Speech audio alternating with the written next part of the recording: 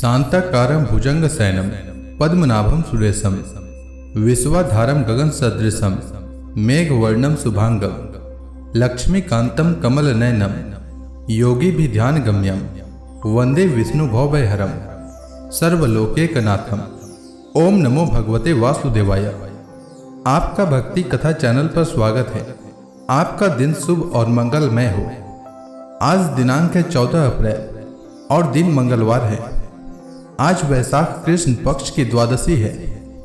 आज सूर्योदय का समय सुबह 5:57 और सूर्यास्त का समय शाम 6:46 रहेगा। ब्रह्म मुहूर्त रहेगा सुबह 4:27 से सुबह 5:12 तक और अभिजीत मुहूर्त रहेगा सुबह 11:56 से दोपहर 12:47 तक। वहीं राहु काल शाम 3:34 से शाम 5:10 तक रहेगा। आइए सुनते हैं वैशाख मास कथा का आज का अध्याय। श्री सुखदेव जी कहते हैं, परीक्षित, क्षीर सागर में चित्रकूट नाम का एक प्रसिद्ध सुंदर एवं श्रेष्ठ पर्वत था। वह 10,000 योजन ऊंचा था। उसकी लंबाई चौड़ाई भी चारों ओर से इतनी ही थी। उसके चांदी और लोहे और सोने के 3 शिखरों की छटा से समुद्र, दिशाएं और आकाश जगमगाते रहते थे। और भी उसके कितने ही शिखर ऐसे थे जो रत्नों और धातुओं की रंग बिरंगी छटा दिखाते हुए सब दिशाओं को प्रकाशित कर रहे थे। उनमें विविध जाति के वृक्ष, लताएं और झाड़ियां थी। झरनों की झरझर से वह गुंजायमान होता रहता था। सब ओर से समुद्र की लहरें आकर उस पर्वत के निचले भाग से टकराती। उस समय ऐसा जान पड़ता मानो वे पर्वत राज के पांव पखार रहे हों। उस पर्वत के हरे पन्ने के पत्थरों से वहां की भूमि ऐसी सांवली हो गई थी जैसे उस पर हरी भरी दूब लग रही हो। उसकी कंदराओं में सिद्ध, चारण, गंधर्व, विद्याधर, नाग, किन्नर और अप्सराएं आदि विहार करने के लिए प्रायः बने ही रहते थे।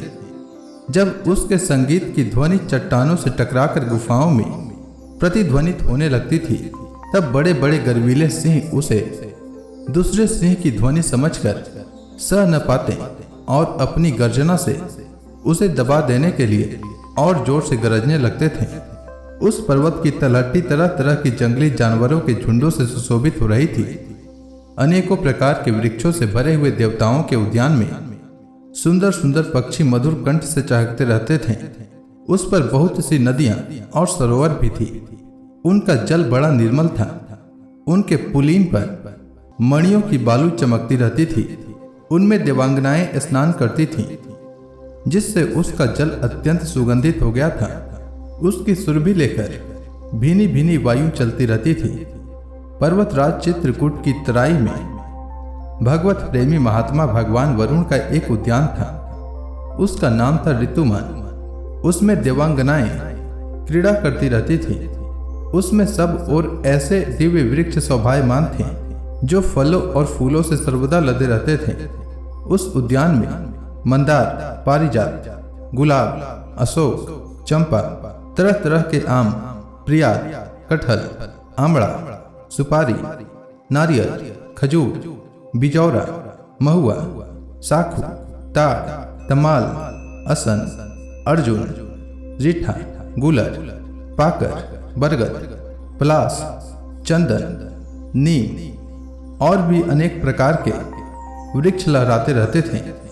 उस उद्यान में एक बड़ा भारी सरोवर था।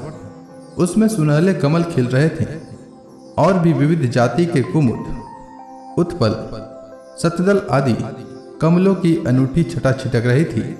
मतवाले भौरे गूंज रहे थे। मनोहर पक्षी कलरव कर रहे थे। हंस, कारंडव, चक्रवाक और सारस दल के दल भरे हुए थे। पंडुबी, बतख और पपीहे कूच कर रहे थे। मछली और कछुओं के चलने से कमल के फूल हिल रहे थे, जिससे उनका पराग झड़कर जल को सुंदर और सुगंधित बना देता था। उस पर्वत के घोर जंगल में बहुत सी हथिनियों के साथ एक गजेंद्र निवास करता था।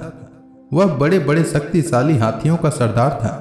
एक दिन वह उसी पर्वत पर अपनी हथनियों के साथ कांटे वाले कीचड़, बांस, बेंत, बड़ी बड़ी झाड़ियों और पेड़ों को रौंदता हुआ घूम रहा था। उसकी गंध मात्र से सिंह, हाथी, बाघ, गेंडे आदि हिंसक जंतु, नाग तथा काले गोरे सरफ और चमड़ी गाय आदि डर कर भाग जाया करते थे। और उसकी कृपा से भेड़िए, सुअर, भैंसे, रीछ, सल्ले, हरिण और खरगोश आदि क्षुद्र जीव सब कहीं निर्भय विचरते रहते थे। उसके पीछे पीछे हाथियों के छोटे छोटे बच्चे दौड़ रहे थे। बड़े बड़े हाथी और हथनियां भी उसे घेरे हुए चल रही थी।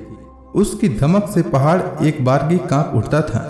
उसके कंठ स्थल से टपकते हुए मद का पान करने के लिए साथ साथ भौरे उड़ते जा रहे थे। मद के कारण उसके नेत्र विवल हो रहे थे।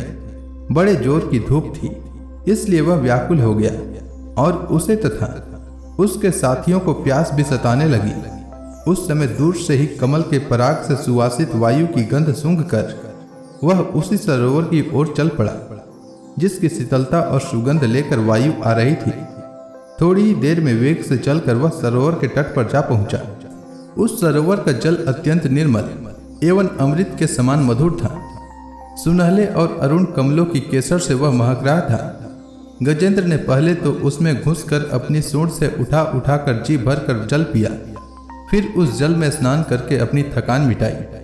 गजेंद्र गृहस्थ पुरुषों की भांति मोहग्रस्त होकर अपनी सूंड से जल की फुहारें छोड़ छोड़कर साथ की हथनियों और बच्चों को नहलाने लगा तथा उनके मुंह में सूंड डालकर जल पिलाने लगा।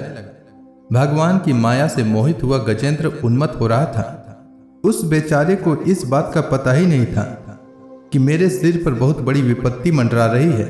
परीक्षित, गजेंद्र जिस समय इतना उन्मत्त हो रहा था, उसी समय प्रारब्ध की प्रेरणा से एक बलवान ग्राह ने क्रोध में भरकर उसका पैर पकड़ लिया। इस प्रकार अकस्मात विपत्ति में पड़कर उस बलवान गजेंद्र ने अपनी शक्ति के अनुसार अपने को छुड़ाने की बड़ी चेष्टा की, परंतु छुड़ा न सका। दूसरे हाथी हथनियों और उसके बच्चों ने देखा कि उसके स्वामी को बलवान ग्राह बड़े वेग से खींच रहा है और वे बहुत घबरा रहे हैं। उन्हें बड़ा दुख हुआ।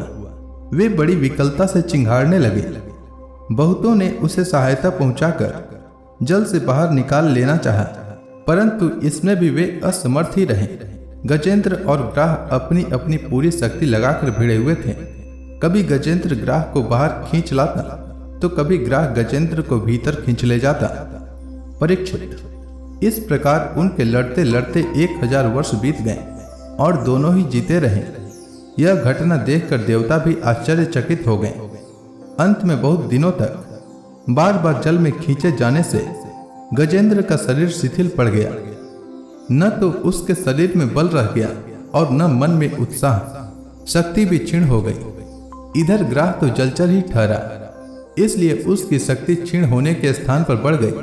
वह बड़े उत्साह से और भी बल लगाकर गजेंद्र को खींचने लगा। इस प्रकार देहाभिमानी गजेंद्र अकस्मात प्राण संकट में पड़ गया और अपने को छुड़ाने में सर्वथा असमर्थ हो गया। बहुत देर तक उसने अपने छुड़ाने के उपाय पर विचार किया। अंत में वह इस निश्चय पर पहुंचा, यह ग्राह विधाता की फांसी ही है। इसमें फंसकर मैं आतुर हो रहा हूं। जब मुझे मेरे बराबर के हाथी भी इस विपत्ति से न उबार सके, तब ये बेचारी हथनियां तो छुड़ा ही कैसे सकती हैं। इसलिए अब मैं संपूर्ण विश्व के एकमात्र आश्रय भगवान की ही शरण लेता हूँ। काल बड़ा बली है। यह सांप के समान बड़े प्रचंड वेग से सबको निगल जाने के लिए दौड़ता ही रहता है। इससे अत्यंत भयभीत होकर जो कोई भगवान की शरण में चला जाता है, उसे वे प्रभु अवश्य अवश्य बचा लेते हैं। उनके भय से भीत होकर मृत्यु भी अपना काम ठीक ठीक पूरा करता है। वही प्रभु सबके आश्रय हैं। मैं उन्हीं की शरण ग्रहण करता हूँ। तो इसी के साथ यह अध्याय समाप्त हुआ। तो प्रेम से बोलिए विष्णु भगवान की जय, समस्त देवी देवताओं की जय। इसके आगे की कथा मैं कल के अध्याय में सुनाऊंगा। तब तक के लिए भगवान श्री हरि विष्णु का नाम जपते रहें।